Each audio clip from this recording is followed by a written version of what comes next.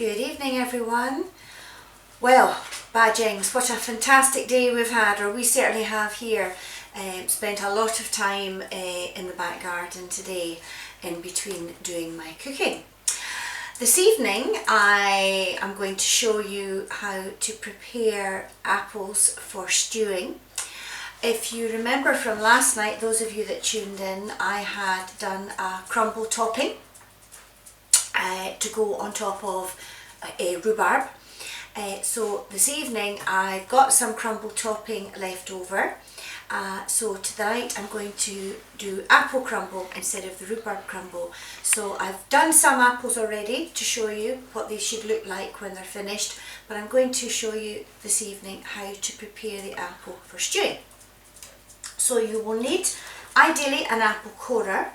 Now some of you might not be very happy to use this because it can be very sharp round the edges, so just be very careful, but I think it's an easier and safer way of doing the job.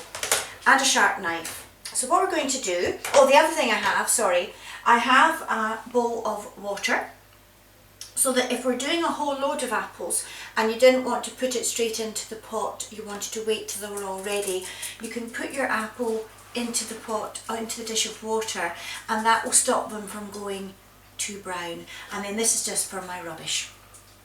So what I'm going to do is making sure that your chopping board is steady on the table. I'm going to put the corer right through. I can now lift it up and push it all the way through, pull it out,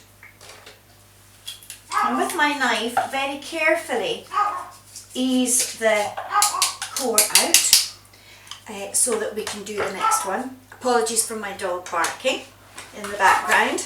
And all I'm going to do is cut up the apple, just small chunks, and put it into the water just now to stop it from going too brown,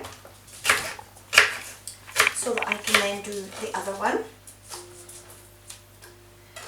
Okay, so again, keeping your apple firmly on the chopping board and just go right down the middle. Once it's in, you can then pick up your apple, push it through, pull it out, and I don't need that again, so I'll be fine for that. You can notice that I haven't peeled the apple. I don't mind the skin of the apple, but if you're not that keen on it, then you just have to peel it so that you purely got the apple and none of the peel. But as I say, I quite like it. So chop this up. Okay, and that can just go into the water. Now over on the stove, I already have a pot of a little hot water that I boiled in the kettle. So all I'm going to do now is, I could use a strainer, but I'm just going to use my hand. Pour this in carefully. The water's not quite up to boiling yet, so it's not too bad, although it's come out the kettle, it's not boiling. So I'm safe to do this. There's only a very little in the bottom. But you could always use a holy spoon if you wanted. You could use one of these and scoop your apple out so that you're not actually touching the hot water. And now all I'm going to do is just stir that round, make sure that every bit of apple is submerged in the water. As I say, not too much because you don't want it to be too runny. And that's really it. All I'm going to do now is put the lid on, and that'll be on there for about 10 or so minutes until it's completely softened and cooked. Bear with me 2 seconds, I'm just going to nip to the fridge and get one out that I have already done earlier.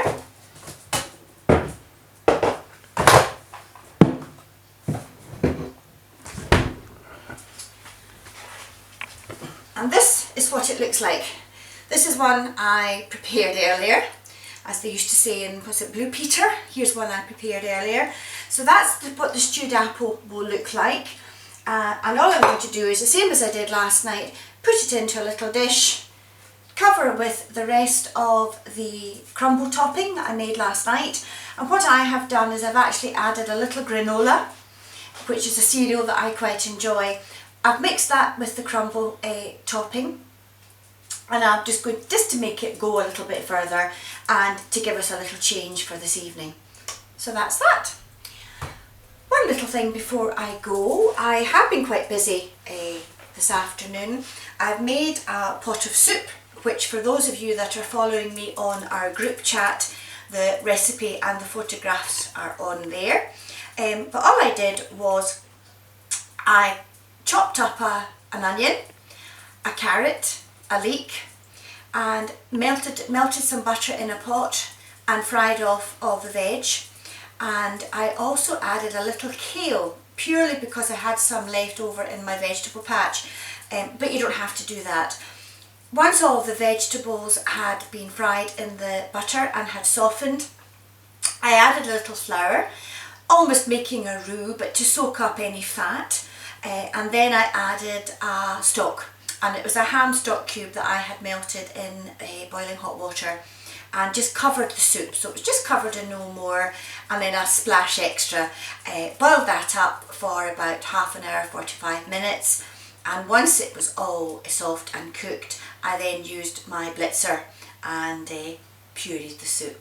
So that is for either tonight or tomorrow's lunch. I was also very kind. My neighbour across the road had phoned and asked if I had any yeast, because you can't get any yeast in the shops at the moment. With us all being stuck indoors, a lot of people are obviously wanting to make their own bread. So I had given him some of mine, and he very kindly popped in a bit of the loaf that he had made. So that'll be, as I say, either for tonight's meal or probably more likely tomorrow's lunch. And then finally, this is the extra spaghetti carbonara that I mentioned in last night's video. I had some extra. So what I did tonight was I added a little milk to it because it had been sitting in the fridge overnight, and obviously the pasta, as the pasta contains a lot of starch, it had soaked up all the sauce.